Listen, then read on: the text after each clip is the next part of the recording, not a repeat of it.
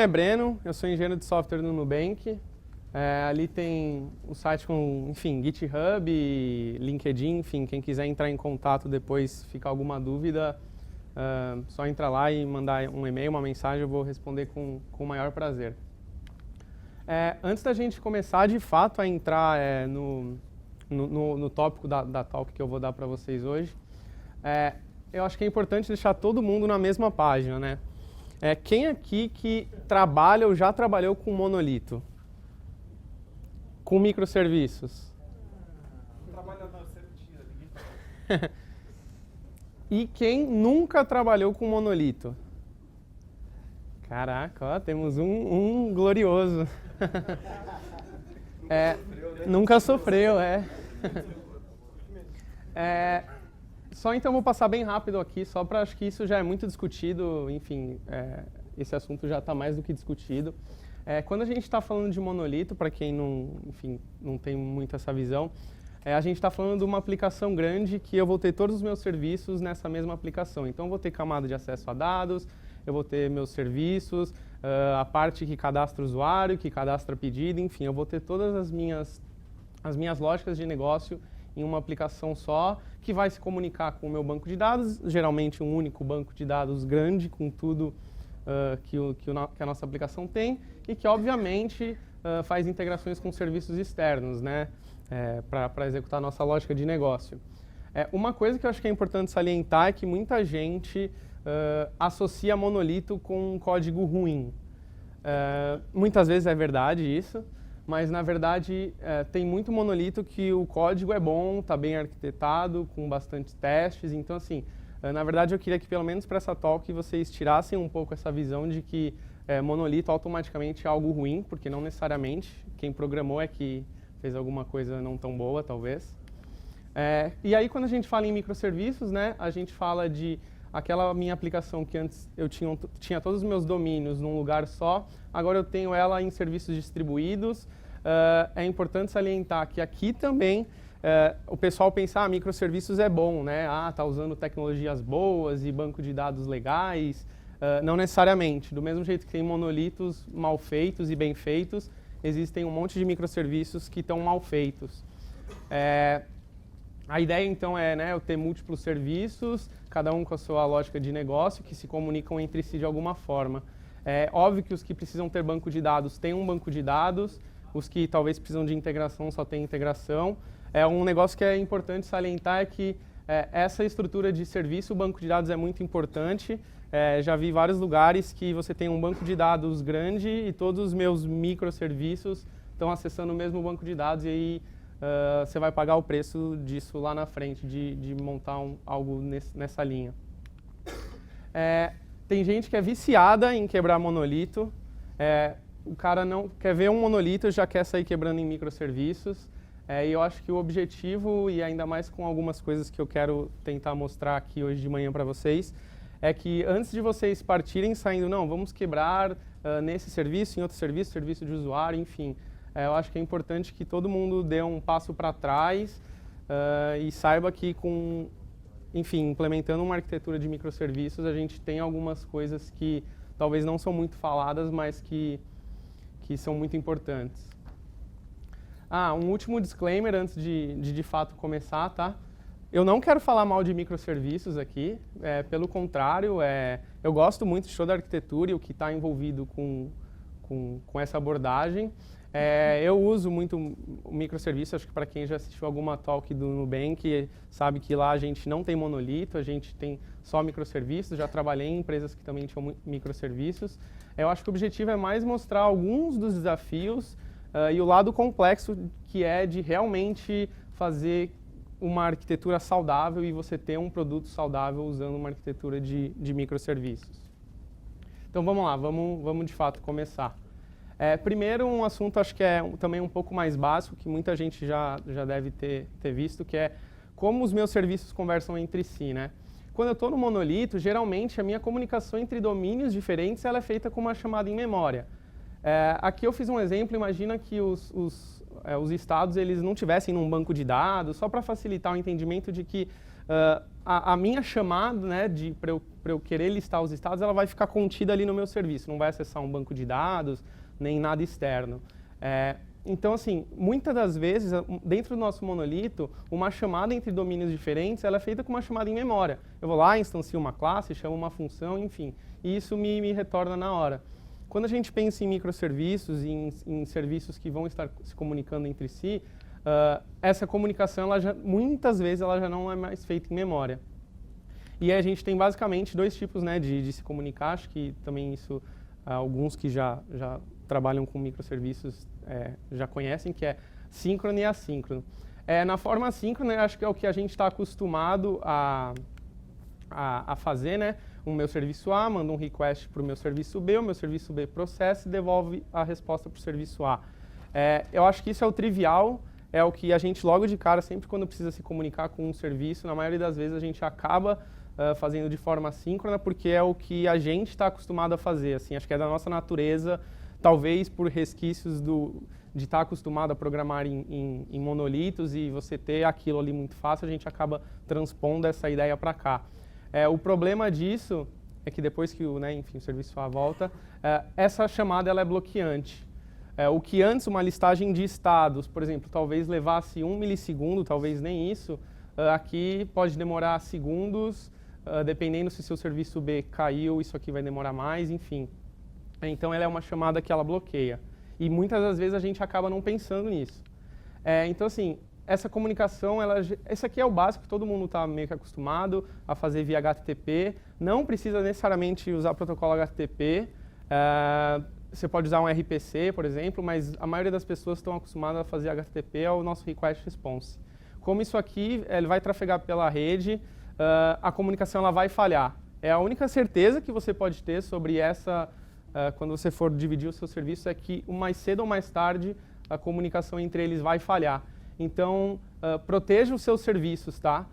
Por exemplo, nesse exemplo, se o serviço B aqui por algum motivo estiver fora ou ele estiver demorando 30 segundos para me responder os estados, o meu serviço A vai sofrer e o meu serviço aqui A continua, mas não necessariamente ele volta para o usuário. Ele aqui pode ter vindo de uma chamada que tem 5 microserviços esperando a resposta desse serviço A e isso acaba sendo uma falha em cascata. Aqui eu deixei duas bibliotecas, tem para várias linguagens. O Hystrix é uma biblioteca do time da Netflix. Ela é para Java, Poly para C#, .NET, mas tem para qualquer linguagem que vocês programem. Elas implementam vários padrões de resiliência de serviços. Circuit Breaker, Retry, enfim, Fallback. Protejam seus serviços porque essa comunicação síncrona ela vai falhar. Quando a gente vai para a comunicação assíncrona, né, eu tenho um serviço e eu tenho um componente central no meio dessa comunicação, que vai garantir que essa comunicação e coordenar essa comunicação.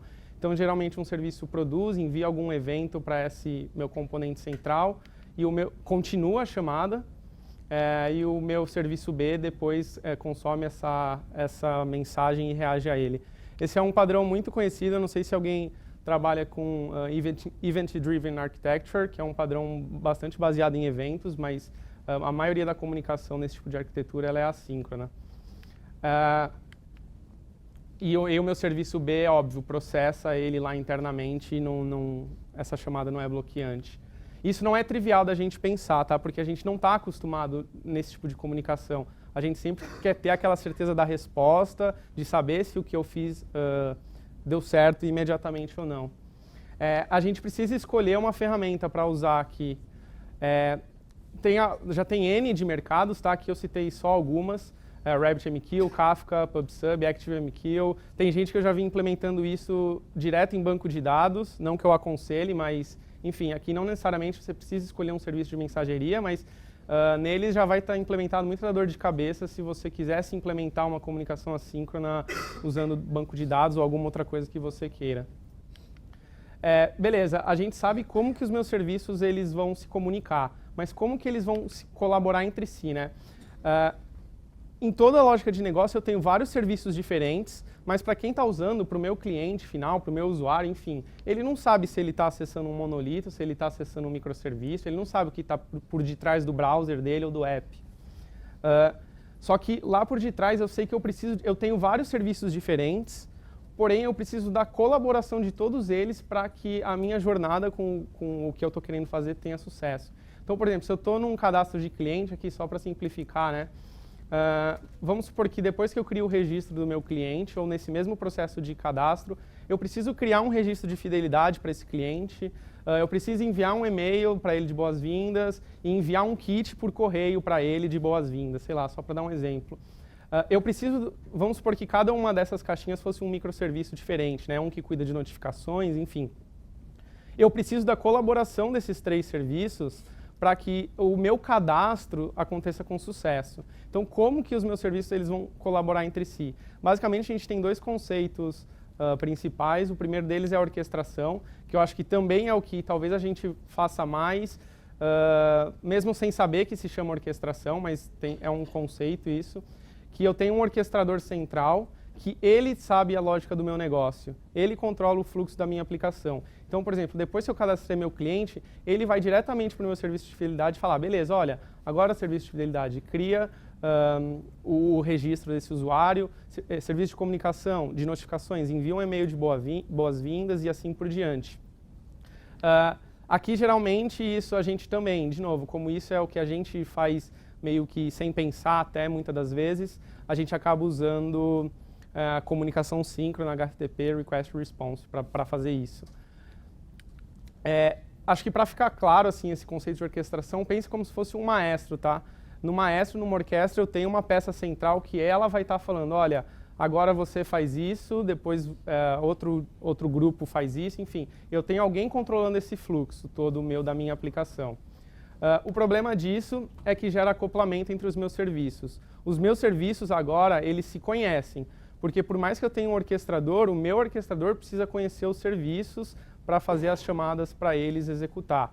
E esse acoplamento é óbvio que tem um preço, que, por exemplo, se amanhã eu quiser tirar algum serviço desse fluxo ou refatorar por algum motivo, esse meu serviço agora ele está no mínimo acoplado com outros serviços. Então, tem momentos que a gente vai precisar usar a orquestração porque eu quero ter esse cara que vai controlar a minha jornada. Tem momentos que eu preciso de um orquestrador, mas fiquem cientes de que você paga o trade-off disso aqui. Outro modelo de colaboração entre serviços que a gente tem, que é outro conceito também, é de coreografia. Coreografia é onde eu tenho todos os meus serviços reagindo a mudanças no ambiente. E aí volta, a galera também está acostumada a implementar isso com comunicação assíncrona, mas não necessariamente ela precisa ser. E nesse modelo, por exemplo, ao invés de eu ter um orquestrador central que vai saber delegar o que precisa ser feito, simplesmente ele vai publicar uma mensagem, um evento, e quem está de fora vai saber reagir a essa mudança e saber o que tem que fazer. De novo, isso aqui não é trivial para a gente, porque a gente não está acostumado com isso. Esse tipo de comunicação eu não tenho feedback imediato se a minha operação deu certo ou não. E aí a gente acaba se pegando em muitas vezes só implementando esse modelo de comunicação em coisas que a gente sabe que vai demorar. Por exemplo, eu preciso executar um processo muito grande quando o cliente clica nesse botão e eu não vou fazer isso síncrono, mas na verdade praticamente todas as nossas operações a gente conseguiria implementar num modelo de coreografia. E acho que para fazer a mesma analogia do conceito anterior, pensa na coreografia como uma dança, né? Onde eu tenho cada indivíduo ali que está fazendo uma coreografia individual de cada um, né? Separado de cada outra pessoa, mas que no final eu preciso da colaboração de todo mundo para que, enfim, a minha dança dê certo. O que a gente ganha com isso, a gente tem um sistema bem menos acoplado e descentralizado. É óbvio, eles estão centralizados ao meu componente, enfim, ao meu sistema que vai fazer essa comunicação, mas eles não estão interligados entre si. E aí, de novo, o que eu ganho com isso se eu precisar refatorar alguma coisa e eu simplesmente tiro um serviço, tudo bem, os outros serviços, eles nem sabiam talvez que esse aqui estava existindo. Então, são esses 2 modelos de comunicação que a gente tem. O que acontece no dia a dia mesmo é que a gente é uma mistura de orquestração e coreografia. Vão ter momentos que, como eu comentei, a gente vai ter que usar a orquestração e não vai ter jeito, porque a gente quer que determinada ação, a gente quer ter esse controle, mas sabendo daquele preço que a gente está tendo que pagar. e vai ter momentos que a gente vai poder usar coreografia e todos os benefícios delas. Então, eu acho que esse é um dos grandes, acho que é um dos primeiros desafios que a gente tem quando a gente começa a falar de serviços separados que precisam colaborar entre si. Como que o meu fluxo todo vai funcionar? Isso aqui dá discussão intermináveis, assim, você vai ficar discutindo 40 minutos e vai ter gente que vai querer fazer aqui, e não tem um certo e errado, tá? Eu só tentaria tirar um pouco o pré-julgamento de orquestração, porque é o que a gente está mais acostumado a fazer, mas não é o melhor necessariamente.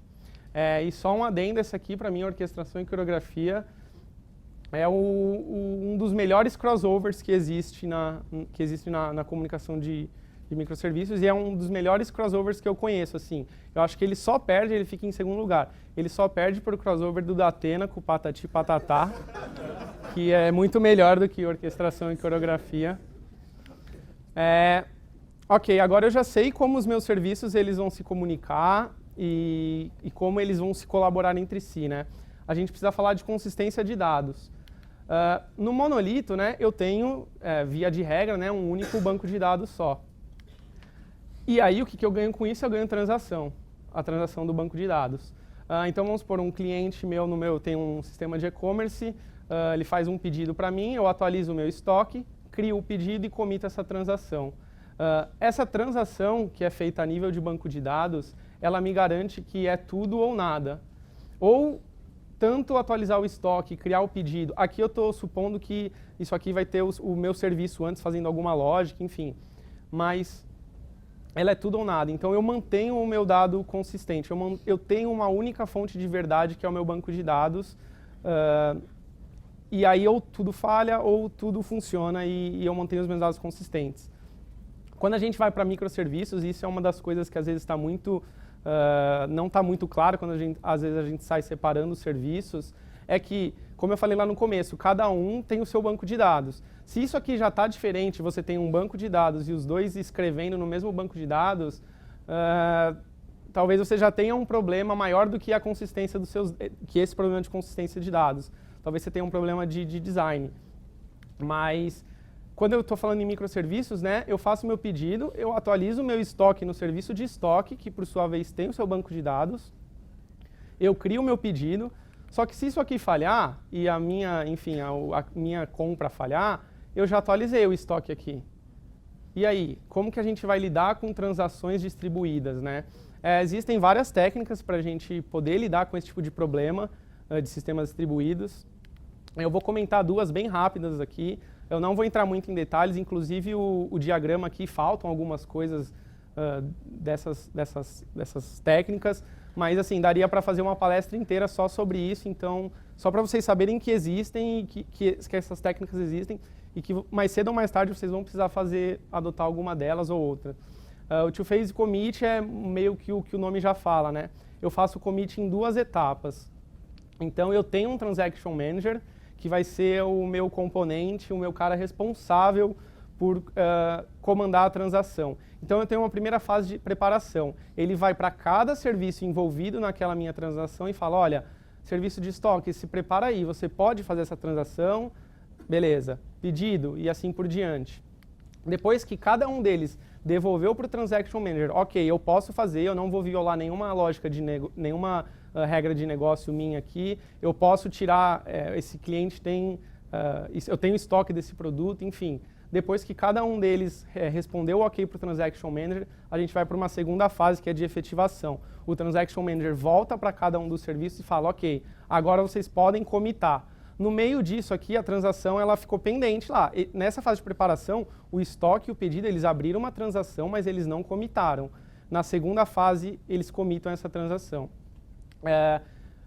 Tem algumas desvantagens dessa técnica, tem vários papers recentes, mais ou menos recentes até, que até meio que eliminaram essa técnica para microserviços, dependendo do tamanho do seu sistema, porque o Transaction Manager ele vira um ponto único de falha, né? Se esse cara falhar, acabou, quem vai conseguir controlar a minha transação? E ela não é uma técnica tão performática para ter esse overhead, né? De fazer uma fase de preparação, aí cada serviço tem que voltar para o Transaction Manager, responder um ok para depois fazer efetivação. Uma outra técnica para controlar a transação, tentar simular uma transação distribuída em microserviços, Saga é um padrão chamado de Saga, né? Onde eu trabalho com transações locais. Então, por exemplo, quando um cliente meu, por exemplo, compra alguma coisa, eu vou no meu serviço de estoque, por exemplo, eu elimino um item daquele item de estoque e eu já comito, mesmo que o meu pedido ainda não tenha sido criado, e vice-versa. Talvez eu crie um pedido aqui antes do meu serviço de estoque realmente deduzir aquele item do meu estoque. O que acontece é que, se o meu pedido aqui falhar, por algum motivo, eu trabalhei com transação local, isso aqui já está comitado. Quem for procurar o estoque já vai ver um produto a menos. Se o meu pedido falhar, ele precisa publicar alguma mensagem ou se comunicar de alguma maneira, e aí, para que todos os meus serviços envolvidos, né, óbvio que aqui eu só tenho 2, mas imagina isso que você vai ter 3, 4, 10, enfim. Para todos os meus serviços envolvidos nessa saga, né, de criação de pedido, desfazer essa reserva de produto, ou enfim, incluir o produto. E aí esse é um conceito que dentro do Saga ele é conhecido como compensação. Cada serviço ele é obrigado a implementar, para uma ação que faz algo, ele é obrigado a implementar algo que compensa aquela ação que ele fez. E é um rollback lógico. Então, assim, é a gente, como desenvolvedor, que tem a obrigação de fazer isso aqui. Não é a transação simplesmente lá do meu MySQL, do meu Mongo, que vai, eu só simplesmente falar, olha, dá rollback aí, vai controlar isso para mim. É a gente que tem a obrigação de fazer isso. E com isso eu tenho inconsistências temporárias. Porque, igual eu falei, pode ser que eu já tirei um produto do meu estoque, mas o pedido nem foi criado. E depois, talvez, esse produto vai voltar aqui para o estoque. Então, a nossa aplicação ela precisa saber lidar com essas incertezas de inconsistências temporárias. Mudando um pouquinho de assunto, logs e rastreabilidade, né? Quando a gente está no monolito, né, ninguém gosta de ver essas telas de stack trace, mas quando a gente está precisando debugar ou investigar algum problema, elas nos ajudam muito porque a gente consegue saber por onde a nossa aplicação passou. Afinal, tá tudo no mesmo lugar, né? Você tem os dois argumentos de que isso pode ser ruim ou bom. Mas quando a gente fala em microserviços, a gente precisa de ferramentas capazes de fazer um tracing distribuído. Eu preciso saber por onde que o meu serviço está passando, por quais etapas ele está passando, para poder conseguir debugar e investigar um problema mais fácil. Aqui eu também deixei duas opções, são open sources, tem a Zipkin e a Jaeger, elas fazem essa tarefa de tracing distribuído, mas de novo, não é algo de graça que você ganha igual você ganha com a stack trace de um monolito. A gente, né, como desenvolvedores, tem que ir lá, programar isso, no mínimo falar com plugins dessas duas ferramentas, implementar isso dentro da nossa infra para ter esse mecanismo de tracing distribuído. Aqui é um print do Zipkin, ele faz como se fosse a aba de network do Google Chrome, enfim, quem já depurou algum request, ele é bem parecido, e eu tenho por todos os pontos que por exemplo, na criação do meu pedido, eu sei que ele passou do serviço A, foi para o serviço B, produziu uma mensagem num Kafka, enfim, eu consigo investigar problemas mais fáceis. E isso ninguém te fala, assim, quando você pega um problema, depois de já ter feito 10 serviços, você vai falar, caramba, queria ver a minha stack trace completa. Outro ponto é a agregação de logs, ela tende a ser um pouco mais complexa. Eu tenho vários serviços distribuídos em vários locais, talvez em infras diferentes, talvez serviços que estão em Kubernetes e outros serviços talvez eu estou usando Nomad, enfim. Eu preciso de ferramentas que me ajudem a fazer essa agregação de logs. Aqui eu deixei duas também, Logstash e FluentD. O pessoal relaciona muito o Logstash com a stack do ELK, eu não sei quem conhece, que é Elasticsearch, o Logstash e o Kibana. Mas o Logstash, ele nada mais é do que um agregador de logs. Eu não preciso necessariamente usar Elasticsearch e Kibana. Eu posso mandar isso aqui para um Spark, para um Hadoop, enfim. Mas a gente precisa se preocupar com isso. E igual o tracing, cabe nós, como desenvolvedores, pensarmos nisso e implementarmos isso. Não é algo que vem de graça. Alguns outros pontos. Monitoramento, tá? Monitoramento ele é importante independente da arquitetura. Se você tem um monolito, você deveria estar monitorando ele. Mas falando exclusivamente de monitoramento, se o seu monolito cai, todo o seu sistema caiu. Isso é ruim? É, bastante. Mas se a gente falar só de monitoramento, esquece que isso vai vir com outros problemas juntos. eu sei que o meu sistema inteiro caiu e eu vou dar um jeito de subir ele novamente. Aqui, quando a gente fala de microserviços, quando eu tenho 10, 20, 30, 100 microserviços, eu preciso estar muito mais atento a quais serviços meus estão rodando, quais estão saudáveis ou não. Também, de novo, deixei algumas ferramentas aqui, o Datadog e o New Relic são ferramentas as a service, então o Datadog tem um nível gratuito, mas enfim, são ferramentas que são pagas, e o Prometheus é uma ferramenta de monitoramento open source, mas de novo, é a gente que tem que implementar isso não vem de graça. Integração contínua. Integração contínua é a mesma coisa.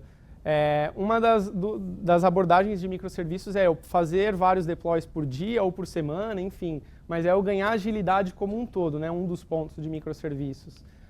Eu preciso cada vez mais ter um sistema mais forte de integração contínua e não aquele copy-paste, SSH, servidor, faz copy-paste, porque isso acontece e acontece hoje em dia em muita empresa que às vezes a gente acha que não e acontece SSH em servidores de produção para substituir a aplicação. Outra coisa que vem com isso é como eu vou gerenciar minhas imagens, né?